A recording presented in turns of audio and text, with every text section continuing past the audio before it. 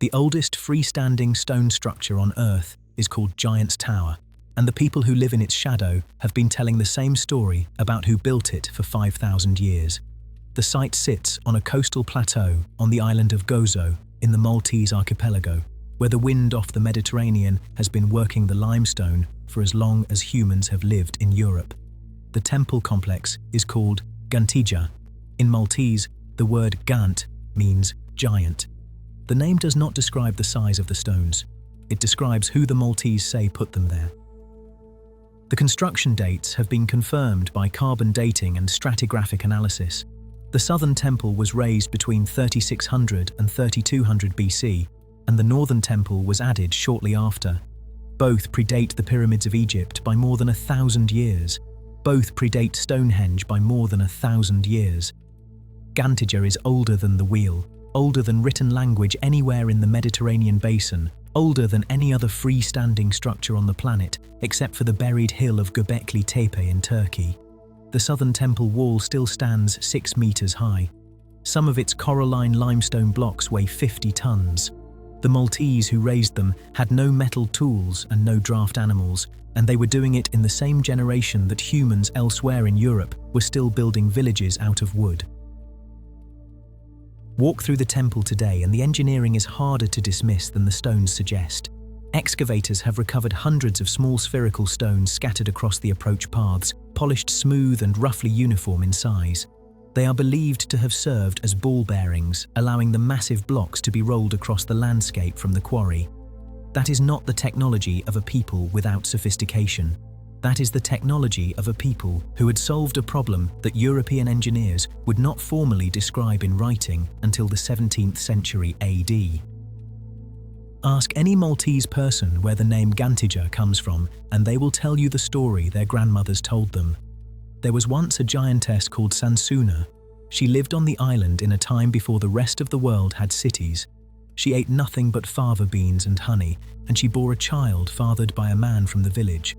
To build a home for the child, she lifted the temple stones into place herself, working alone, carrying the blocks on her head one at a time across the plateau. The temple was completed in a single generation. The giantess vanished. The stones remained. The folklore is documented in Maltese chronicles going back to the 17th century. The name Giant's Tower appears on charts from before the British colonial period. Across the rest of Europe, the same pattern repeats. The Sardinian Tomba dei Giganti, the Dutch Hunebeden, the Welsh Barclodiad, I Gowris, every name attributing megalithic construction to a vanished race of giants that no longer exists. The Maltese did not borrow this idea from anyone. They kept it from the people who were there. A civilization that built the oldest standing temple on Earth chose to remember that giants did it. The temple is still here. The giants are not. And the question of which half of the story is harder to believe has been the same question for 5,000 years. On the side of a mountain 20 kilometers east of the city of Nanjing in eastern China, 3 blocks of limestone lie half-severed from the bedrock that birthed them. They have been lying there for 620 years. The smallest weighs 6,000 tons. The largest weighs 16,250 tons. Together, the 3 blocks were intended to be lifted from the mountain, transported across rugged terrain, and assembled into a single 73-meter stele that would stand at the tomb of the founder of the Ming Dynasty as the largest memorial stone ever raised by human hands. The Ming abandoned the project before any of the blocks left the quarry. In 1405, the Yongle Emperor, 3rd ruler of the Ming Dynasty, 4th son of the dynasty's founder, the same emperor who commissioned the Forbidden City and dispatched the treasure fleet of Zheng He, ordered the cutting of a memorial stele for his deceased father at Yangshan Quarry. He demanded that it be the tallest stele in the empire. He demanded that it be the tallest stele in the world. 3,000 craftsmen were assigned to the site. They worked for 300 days under threat of execution. Legend records that workers who failed to produce the daily quota of 33 sheng of crushed rock were killed on the spot, and the village that grew up beside the quarry was named Fentou, which means grave mound, in memory of the men who died at the project. They cut the 3 blocks free of the mountain. Then, the dynasty's own architects calculated what it would take to move them. The largest stones successfully cut transported and placed by any pre-industrial civilization are the trilithon blocks at Baalbek in Lebanon, weighing roughly 800 tons each. The Yangshan base weighs more than 20 times that. The blocks would have to be hauled 20 kilometers through mountain passes, across rivers, and up to the mausoleum site at Ming Xiaoling. There were no rollers strong enough, no sledges wide enough, no roads engineered to take the weight. The architects reported to the emperor that the project could not be completed.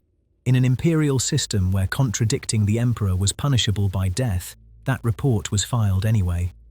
The Yongle emperor abandoned the 73-meter stele.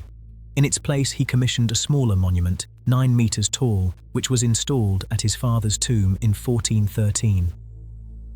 The 3 blocks were left at Yangshan exactly as the workers had cut them. They are still there today, partially attached to the mountain that bore them, exposed to weather and visitors for 6 centuries. In the 1700s, the poet Yuan Mei stood at the site and wrote a verse that concludes with the line that 100,000 camels could not move them. The poem is published in his collected works. The line is still quoted by Chinese schoolchildren. What the Ming Dynasty built at Yangshan is not a monument. It is the official imperial record of a state admitting in writing that it could not finish what it had started. The Yongle emperor commissioned the largest stele in human history. He ordered 3,000 men to cut it from a mountain. And when the work was done, the most powerful empire in the 15th century world looked at the result of its own command and walked away. 4.5 million cubic meters. That is the volume of the largest pyramid ever constructed on the surface of the earth, and the empire credited with central Mexico when the Spanish arrived had nothing to do with building it. The structure sits in the town of Cholula, in the modern Mexican state of Puebla, in the shadow of the Popocatépetl volcano, on a plateau where the air smells of pine and wood smoke. On top of it stands a colonial Catholic church called Iglesia de Nuestra Señora de los Remedios, raised by the Spanish in the 1600s on what they took to be a hill. The pyramid beneath the church has been there for 2,000 years.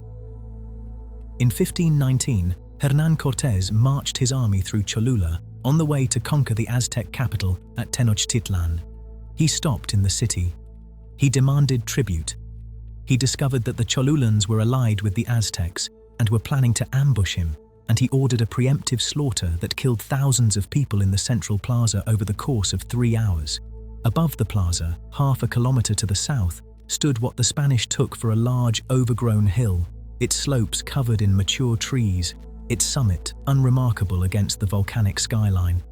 Cortés never registered that the hill was a pyramid. By then, the structure had been abandoned for 700 years, its outer surface eaten by tropical vegetation, its sacred function long since moved to other temples in the city. A century later, the Spanish raised their church on the summit without breaking a single layer of buried adobe. The pyramid is called Tlachihualtepetl, which in Nahuatl means handmade mountain. It was raised across 6 phases beginning around 200 BC and concluding in the 9th century AD by a sequence of cultures whose names archaeologists are still arguing about. When the Toltec Chichimecas arrived in the 12th century, the pyramid was already so overgrown they did not even try to clear it. They named it Tlachihualtepetl, artificial hill, acknowledging in their own language that it had been built by human hands, just not theirs. When the Aztecs arrived in central Mexico in the 14th century, the structure had been overgrown for half a millennium, and no surviving culture remembered who had laid the first courses. The Aztecs did not build on it. They did not claim it. They told their chroniclers, and the Dominican monks who arrived in 1566 recorded what they said, that the pyramid had been raised long before the flood by a giant named Zelhua, one of 7 who escaped the Great Deluge by climbing the mountain of Tlaloc. After the waters receded, the legend went, Zelhua came to Cholula and ordered men to build an artificial hill in memory of the mountain that had saved him. That was the Aztec account.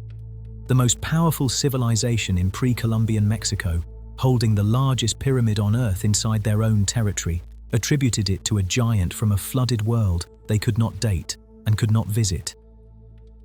What gets remembered in the historical record is who claimed credit. The civilization that built Tlachihualtepetl left no name. The civilization that conquered the territory 1,000 years later denied the work was theirs. The civilization that arrived next built a church on the highest point and never asked what lay underneath. The largest pyramid ever raised by human hands has, in the entire surviving record, no builder anyone can name. Walk up the ceremonial terraces above the town of Ollantaytambo in the sacred valley of the Andes, and you reach a wall the Incas never finished. 6 monoliths of rose-colored rhyolite stand side by side, each weighing roughly 50 tons, joined together by narrow vertical fillet stones in a configuration found nowhere else in the entire Inca Empire. On one of the monoliths is carved a stepped motif, the same symbol that appears at Tiwanaku, 800 kilometers to the south, and almost nowhere in the Cusco region in between. The Inca were building this wall when the work stopped. The stones never made it into place. The site was a royal estate. Emperor Pachacuti conquered the existing town in the mid-15th century, razed it, and began an enormous program of terracing and temple construction on the hill above. The rose rhyolite came from a quarry at Cachicata, in a steep ravine across the Urubamba River, roughly 6 kilometers away. The descent from the quarry to the valley floor is brutal. At one point, the route involves a slide with a 40-degree slope ending in a 250-meter vertical drop. After the river crossing, the blocks had to be dragged up a ramp with a 10-degree incline that, by the calculations of the archaeologist Jean-Pierre Protzen, would have required roughly 2,400 men to move a single 140-ton stone, working in coordination on a ramp only 6 to 8 meters wide. Along that route today are dozens of abandoned megaliths the Inca call piedras cansadas, tired stones. Some lie at the base of the ramp where the work stopped. Others rest where they fell along the river crossing. When archaeologists excavated beneath them, they found wooden rollers still resting under the blocks and clay road surfaces engineered to absorb the weight. The stones were not abandoned because the Inca did not know how to move them. They were abandoned because something happened in Cusco, and the men who were dragging them never came back. The strange thing is not the abandonment. The strange thing is the wall those stones were heading toward. The fillet stone configuration, the stepped motif, the polish, the joinery, none of it matches Inca masonry anywhere else. It matches Tiwanaku, the civilization that had ruled the Andean highlands 400 kilometers to the south, 400 years before the Inca Empire even existed. When the Spanish chronicler Pedro Chiesa de Leon rode into the ruins of Tiwanaku in 1549 and asked the local Aymara who had built it, they laughed at him and said it had been there before their fathers' fathers were born. The Inca, when pressed, said the same thing. And at Ollantaytambo, the same empire that disclaimed Tiwanaku in testimony was caught in stone, mid-construction, trying to build in Tiwanaku's style. The Inca successors of Manco Inca abandoned the site in 1537 during the war with the Spanish. The Tiwanaku had been gone for 500 years before the work began. Whatever knowledge they were trying to recreate at the summit of Ollantaytambo, they were doing it without the people who knew how, and they ran out of time before they figured it out. The Inca admitted twice in the historical record.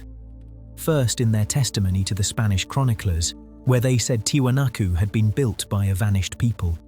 Then, in stone, on a hill in the sacred valley, where the wall they tried to build in the disowned style was left half-finished when their empire fell.